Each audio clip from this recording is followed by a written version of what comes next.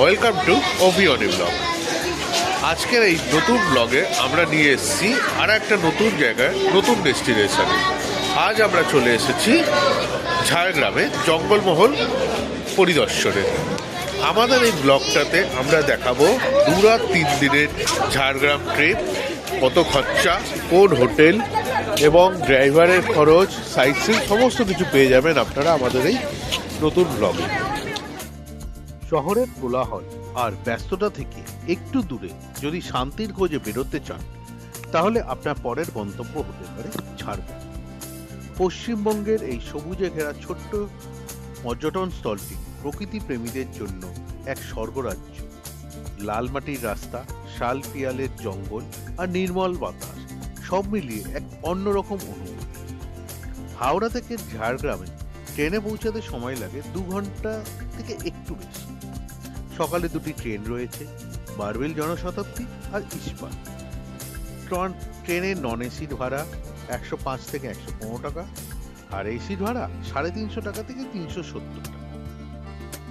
ঝাড়গ্রামে এসে ঘুরে দেখতে পারেন ঐতিহ্যবাহী ঝাড়গ্রাম রাজবাড়ি, যেখানে ইতিহাস আর রাজকীয় তার ছোঁয়া আজও জীবন্ত। এছাড়া চিল্কিগড়ের কনক দুর্গা মন্দির, ডুলিং নদীর শান্ত পাড় মনকে ভরিয়ে দেবে প্রশস্তি। আর যদি একটু অ্যাডভেঞ্চার চান, তাহলে বেলপাহাড়ির জঙ্গল আপনার জন্য পারফেক্ট। এককালে, আজ থেকে প্রায় 12-15 বছর আগে, এই ঝাড়গ্রাম বিখ্যাত ছিল মাওবাদীদের অশান্তির জন্য। কিন্তু এখন সময় বদলেছে। কেন্দ্রীয় সরকারের উদ্যোগে এবং প্রশাসনের সাহায্যে ঝাড়গ্রামের এই মাওবাদী অশান্তির অধ্যায়টি সম্পূর্ণ অতীত। আজ ঝাড়গ্রাম সম্পূর্ণ শান্ত, নিরাপদ এবং পর্যটকদের জন্য উন্মুক্ত। প্রকৃতির ইতিহাস আর নির্ভর ভ্রমণের এক সুন্দর মেলবন্ধন হলো আজকের ঝাড়গ্রাম। তাই দেরি না করে ব্যাগ গুছিয়ে নিন আর বেরিয়ে পড়ুন ঝাড়গ্রামের পথে। যাওয়ার পথে ট্রেন থেকে নেমে বেলপাহাড়ির মুখে আমরা ব্রেকফাস্ট করে নিলাম হোটেল অভিনন্দনে এবং রেস্টুরেন্টে। এটা একদম বেলপাহাড়ি ক্রসিংয়েই অবস্থিত। ব্রেকফাস্টের জন্য আমাদের এখানকার রেট হচ্ছে আলু পরোটা 1 পিস 30 টাকা, ঘুগনি মুড়ি 30 টাকা, চা 10 টাকা, ডিমের পোচ, ডিম, এরা আপনার মুড়ি সবজিও করে, সব কিছু এখানে পাওয়া যায়, টেস্ট ভালো। আমরা বেরিয়ে পড়েছি আমাদের প্রথম দিনের প্রথম ডেস্টিনেশনের দিকে। আজকে আমরা লাঞ্চের পর বেরিয়ে পড়লাম। আমরা যাচ্ছি ঘাগড়া ওয়াটারফলস আর তারাচিনি ব্যারেজের দিকে।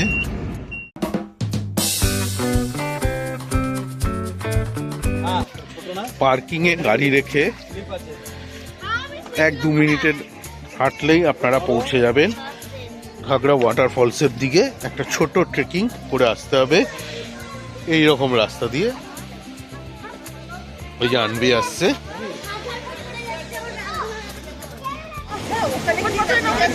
এই হলো আপনার ঘাগড়া ফলস, এই হলো সেই এলাকা। এখানে আদার্স লোকেরাও এসছে, চারদিকে বুঝতেই পাচ্ছেন। আর ওই যে সবুজ যে ছাউনিটা দেখছেন, ওখানেই রয়েছে আপনার আমাদের পার্কিং। যেহেতু আমরা জানুয়ারি মাসের ছুটিতে এসেছিলাম, তাই ফলস বা নদীতে সেরকম জল নেই।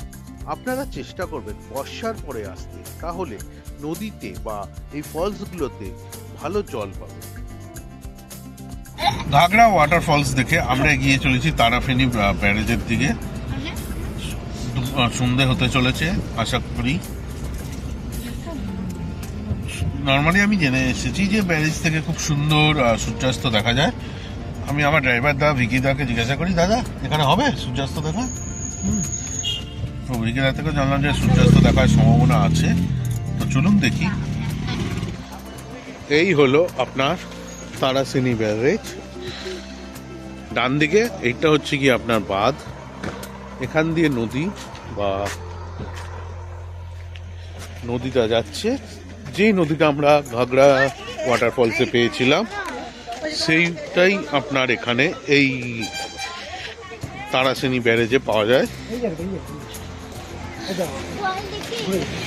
আর এই সেখান দিয়ে গিয়ে ব্যারেজ দিয়ে, যেহেতু আমরা শীতকালে এসেছি, আজকে জল একটু কম আছে। বর্ষাকালে যা শুনলাম খুব ভালো জল থাকে। এই হোমস্টের একটা বেশ ভালো একটা অন্য রকমের যে ডিশ আমরা ট্রাই করতে চলছি, সেটা হচ্ছে কি এই শাল চিকেন। শাল পাতাতেই চিকেনটা রেখে সেটাকে ওরা ম্যারিনেট করে না, জাস্ট পুড়িয়ে এই শাল চিকেনটা করা হয়। হাফ কিলো শাল চিকেন 450 টাকা এবং আপনার 1 কিলো 800 টাকা। আগের থেকে বলে রাখতে হয় মোটামুটি তৈরি করতে, যেহেতু শাল পাতার মধ্যে এটাকে মুড়িয়ে আপনার মানে কাঠের আগুনে এটাকে তৈরি করা হয়, তাই একটু সময় লাগে। তো আগের থেকে বলে রাখতে হয় 1.5-2 ঘন্টা সময় লাগে এই প্রিপারেশনটা করে উঠতে। দ্বিতীয় দিনের শুরুতে আমরা বেরিয়ে পড়েছি আমাদের পরবর্তী ডেস্টিনেশনের দিকে।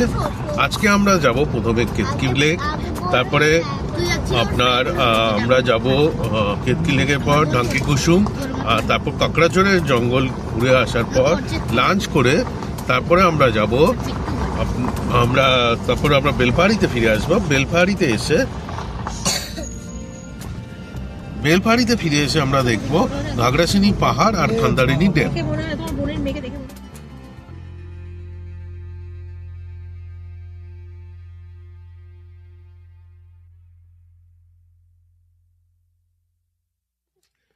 পার্কিং করে আমরা ঢাঙ্কি কুসুম ওয়াটারফলসের দিকে এগিয়ে চলেছি।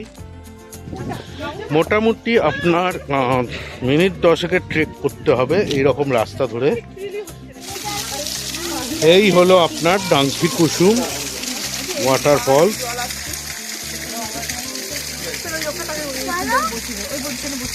এই পজিশনে সব রয়েছে, আপনাদের আসবে। ঢাঙ্কি কুসুম কমপ্লিট করে আমরা এখন এগিয়ে চলেছি কেতকি লেকের দিকে। বেশ ভালোই লোকজন এসছে, টুরিস্ট। যেহেতু এই 24, 25, 26 এর উইন্টারের একটা লং উইকেন্ড পাওয়া গেছে, তাতে সবার মানে অধিকাংশ লোকই চলে এসেছে, মানে সবাই বেরিয়ে পড়েছে ঘুরতে যাওয়ার জন্য। এই হলো আপনার কেতকি লেক।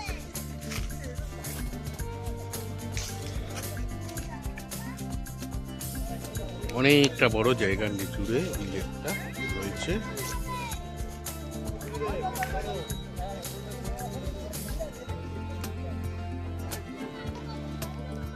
ওই রাস্তা ধরে এসে এখানে পার্কিং, একদম লেকের সামনে চলে আসছে, আপনার গাড়ি নিয়ে আপনারা চলে আসতে পারবেন।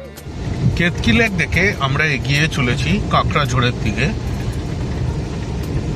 পথে মানে কেতকি লেকে যাওয়ার সময় রাস্তা প্রচণ্ড ধুলো ওড়ে, সেই ধুলো কাটিয়ে লাল মাটির ঝড় কাটিয়ে আমরা এগিয়ে চললাম এখন কাকড়াঝোড় জঙ্গলের দিকে। কেতকি লেক থেকে কাকড়াঝোড়ের জঙ্গল মোটামুটি 11-12 কিলোমিটারের ডিস্টেন্স। আমরা গাড়ি নিয়ে বেরিয়ে পড়লাম সেই দিকে।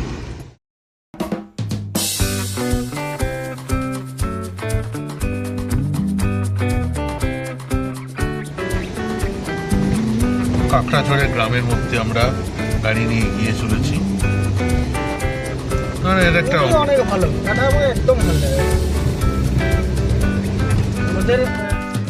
আমি যেখানে দাঁড়িয়ে আছি এই জায়গাটা আবার একটা বৈশিষ্ট্য আছে। এই যে রাস্তাটা দেখছেন, রাস্তার এই পাশটা আমার পেছনে, এটা হচ্ছে কি ওয়েস্ট বেঙ্গল, আর এইটা হচ্ছে গিয়ে আপনার ঝাড়খণ্ড। আর এই হচ্ছে গিয়ে ঝাড়খণ্ডে আমার পেছনে যে মন্দিরটা দেখতে পাচ্ছেন, সেটা হচ্ছে গিয়ে ঝাড়খণ্ডের একটা মন্দির, শিব মন্দির। চলুন আমরা ঝাড়খণ্ডের শিব মন্দিরে গিয়ে শিব দর্শন করে নিই। এই হলো বাবা ভৈরবের মন্দির, এই হলো ভৈরবের মূর্তি। মন্দির বন্ধ, গ্রিলের বাইরে দিয়ে যতটা দেখানো যায় আমরা দেখানোর চেষ্টা করছি। এখানে একটা ডিপ টিউবকল দেখে কৃষ্ণ সেই টিউবকল নিয়ে খেলায় মজা উঠলো। 2021 ও পাশের বাড়ি তো ও জেনে গেছে। এখানে নয়, বুঝতে পেরেছি, ও হোটেলের তো। নিয়েছো পাসওয়ার্ডটা?